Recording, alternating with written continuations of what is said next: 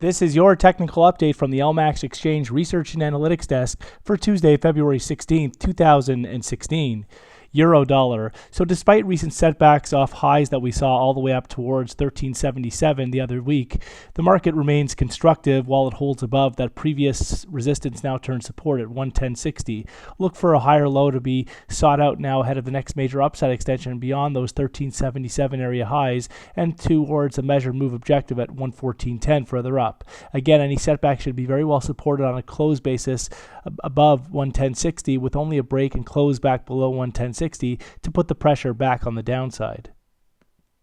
Sterling dollar. So cable remains well supported now on setbacks above 143.50 with only a break and close back below that level to open the door for an immediate resumption of declines, exposing a retest of that recent near 7-year low at 140.80 further down. At this point, while the market holds above 143.50 on a daily close basis, there is risk for this correction to continue back up towards the 148 area in the sessions ahead.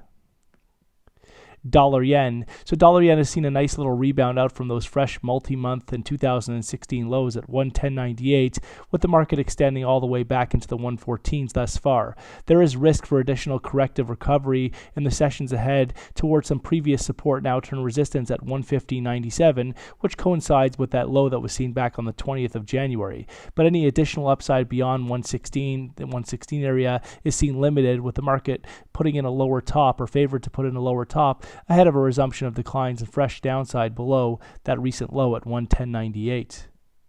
Euro Swiss. So Euro Swiss remains constructive overall with the recovery outlook intact here following that break several weeks back above 110.50. This ultimately opens the door for fresh upside in the weeks ahead towards the 114 area further up, with only a break and close back below 109.40 to take the immediate pressure off the top side. But overall, a break below 107.15 would really be required to force a significant shift in the outlook.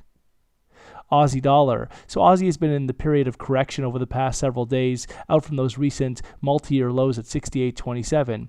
Ultimately, though, any rally should continue to be very well capped ahead of the 73 area, with only a break back above 73.85 to compromise the broader downtrend in this market. Dollar CAD. So dollar CAD has seen some pullbacks in recent trade, with the market now gravitating to what is now becoming a critical rising trend line off those lows that were seen back in May of 2015. Expect the market to test this trend line in the sessions ahead, though any additional setbacks below that trend line, which now comes in around the 135.50 to 136 area, are limited in favor of a higher low at that point and a resumption of this uptrend. But again, over the coming sessions, don't rule out the possibility for deeper setbacks to test this rising trendline support. Kiwi dollar. So Kiwi is showing signs of stalling out and rolling back over after the market traded up into the 67.50 area. At this point, look for a close below recent support around the 65.63 level to confirm and accelerate declines back towards next critical support at 63.47 further down.